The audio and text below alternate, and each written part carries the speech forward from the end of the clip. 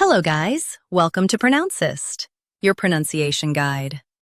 Today we will learn how to pronounce the word shown on the screen. EPITOME.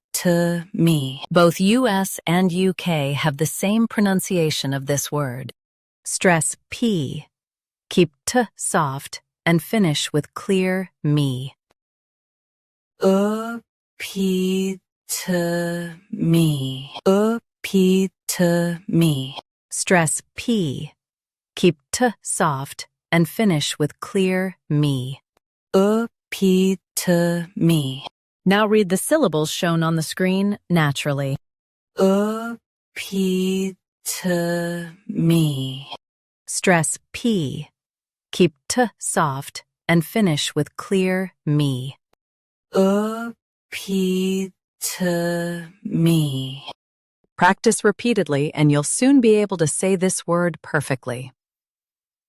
The best way to practice is to repeat the syllable multiple times. The meaning of the word is a typical example.